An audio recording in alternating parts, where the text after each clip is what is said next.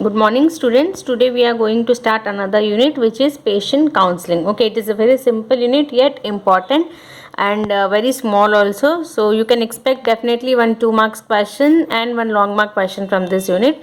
So in this we have to discuss the definition of patient counseling, what are the outcomes of patient counseling, the stages of patient counseling, the barriers to patient counseling, and what are the strategies which are developed to overcome these barriers to patient counseling. So patient counseling, the name itself is telling you counseling the patients, right? It is an important part of your pharmaceutical care. Okay, patient counseling will be an important and part and aspect of pharmaceutical care. You know, healthcare is very important and it includes medical care, pharmaceutical care, and nursing care. In medical care, clinicians will diagnose a disease. They will analyze the signs and symptoms, the lab results. But if the patients take medicines regularly, if they are informed about how important their medicines is in bringing down the signs and symptoms, then they'll take the medicines regularly. So this becomes a very important part of your pharmaceutical care. And due to heavy patient load, whatever the prescribers they are prescribing the medicines, they find difficulty in providing the medication related information to the patient, right? You know, every prescriber they have a very busy schedule and they find it very difficult to inform each and every patient regarding the medication information. So it becomes the responsibility of the pharmacist to provide the medication related information to your patient. So that is nothing but a patient counseling. So coming to the exact definition of patient counseling, it can be defined as providing information to patient or the patient's caregiver. You know, sometimes we accompany the patient, right? So because the patient is not in a state to understand, so it means providing information to the patient or patient caregiver regarding the disease, the medication which they are using, diet and lifestyle modifications in layman language. Why layman language? Because it is important for the patient to understand each and every information. So if we provide the information in their common language, it becomes very easy for them to implement it, right? So providing information to the patient or patient's caregiver regarding disease, medication, diet and lifestyle modifications in layman language to achieve the desirable therapeutic outcomes. So this information which the pharmacist is providing, it may be given verbally and it may also be complemented with written information leaflet. Okay, because every person will not be in a state to take all the information. So apart from giving the information verbally, he might even complement it with a written information leaflet in which all the information will be written on a paper and that will be provided to the patient. So very clear, patient counseling is nothing but you are counseling the patient. You are giving him information regarding what? Regarding his disease. What is the disease? What he has to do to prevent this? What lifestyle changes he has to do? What exercise he should do? What kind of diet changes he need to do? Whether he should intake protein and fiber intake, reduce the carbohydrate intake, and the medication related information, whether to avoid which medicine should be taken at which time and what foods to be avoid while taking that medication. So all this information is provided in patient counseling.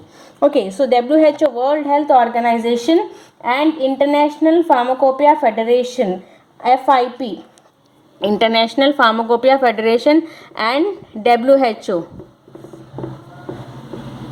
identified patient counseling as one of the important professional responsibilities of the pharmacist. So this patient counseling is identified as one of the important professional responsibilities of the pharmacist by a WHO, World Health Organization, and a International Pharmaceutical Federation, FIP. Okay, coming to the outcomes of patient counseling. So you can expect this question for 2 marks. Define patient counseling, mention its outcomes.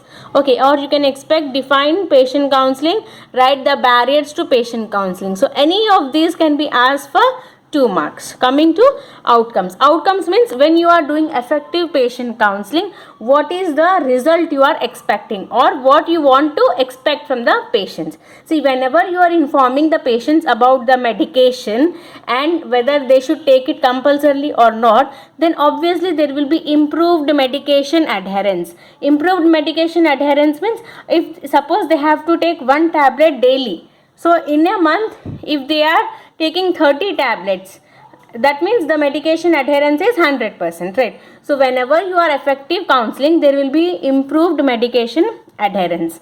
Then achieving the desired therapeutic goals. So what is your main goal? Your main goal is that the patient should be free of the signs and symptoms of the disease. So when it is possible, if the patient is taking the medication properly, if he is following the recommended changes, recommended lifestyle and diet modifications, then he is set to achieve your therapeutic goals, right? So in a way, if you are doing effective patient counseling, it helps in achieving the desired therapeutic goals. Then improved quality of life. So as we all know, health is wealth. So whenever if you take care of your health by strictly adhering to medicine and strictly adhering to the guidelines which are prescribed by a prescriber, then obviously you will have a quality of life will be improved. So there will be improved quality of life. And then reduced incidence of adverse effects. Reduced incidence of adverse effects and unnecessary healthcare cost. Yes, why unnecessary healthcare cost? See, if you are not taking medicine properly, then you have to undergo, then it might develop into a complicated one. And if the disease gets complicated, then we know what is the cost of diagnosing, what is the cost of the prescriber. At each and every stage, your healthcare cost goes on increasing and increasing. But if you take a medicine on time and if you follow the strict guidelines mentioned by a pharmacist or a prescriber, then obviously you can avoid this unnecessary healthcare cost, and also the adverse effects which you observe can be decreased. So with effective patient counseling, there will be reduced incidence of adverse effects and unnecessary healthcare cost can be avoided. Okay, then improved professional rapport between patient and pharmacist. See, you know, patient counseling, it will be a two-way communication because it involves both pharmacist and the patient. Both should involve together and both should be willing to do the changes required. So when that is the relationship between a student and a teacher. So whenever the student requires a teacher and the teacher is available to help, then only there will be an improved rapport, right? So whenever you want a rapport, there should be a two-way communication. So if there is effective patient counseling between both pharmacist and the patient and both can understand each other, then it leads to increased, compatibility. That is nothing but improved professional rapport between your patient and the pharmacist, right?